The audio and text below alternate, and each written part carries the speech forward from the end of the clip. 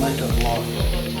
Okay, first of all, it's called an intraoral block, a little numbing medicine. You can hold his chin up for me, too. Okay. It's going to make him feel a lot better afterwards. Now, we need to put some nasal packing in, also known as cotton pledges. Can you hold that for me? Thank you.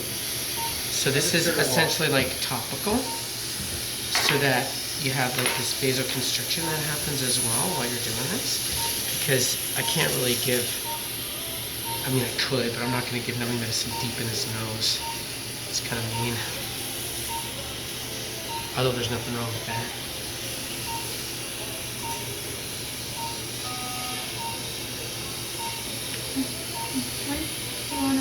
It's tight in here. Which makes sense because his septum is deviated. You're doing great, Tom. He's not really in the listening mode right now. As he wished, he is asleep for this part. He has no clue mind. Your dad's gonna go first. Okay. So now we just need to give that a little bit of time to sit. There you go, Tom. Gotta have you looking sharp. Photo op here. Okay, so this is just sitting, so let's give it a couple minutes to sit and do its thing. Okay. So I'm just gonna give that a couple minutes. We'll go lunch. Part of this discipline stuff and then sit. Lunch on a Friday? I'm sorry. Exactly.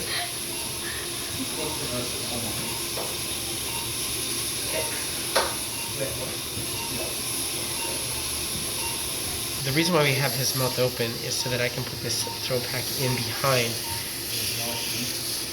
because if he bleeds posteriorly, that'll help. Okay. So back in at 11:50.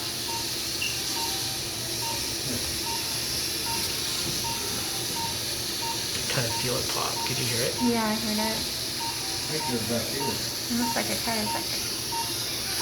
Yep. And that's all that was deviated, was just that little bit, which is about that far, which I think brought his nose a little bit more towards the midline.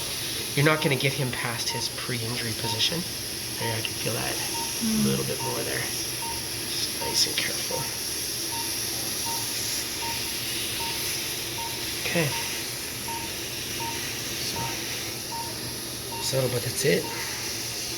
That was easy. I know, it's pretty straightforward, right? You can feel it pop. I try to... Okay. Oh, look at how much easier, did you see how much easier that just goes in? Yeah. So there's lots more space in there.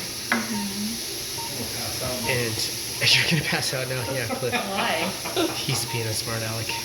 So I'm just putting that in there just to try to help him with minimal oozing or bleeding, although it was pretty gentle.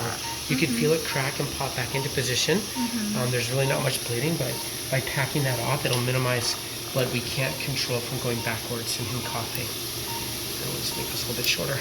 So before yeah, just before he leaves, we can tug those things out.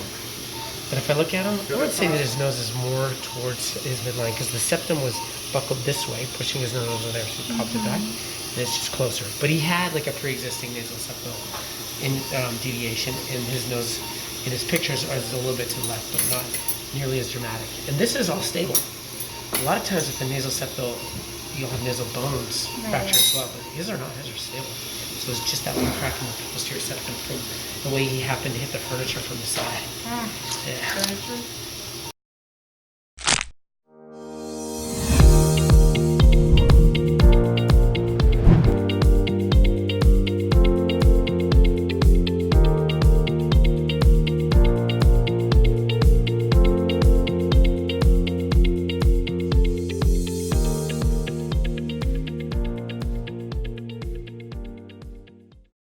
70% overall drop in opioid use.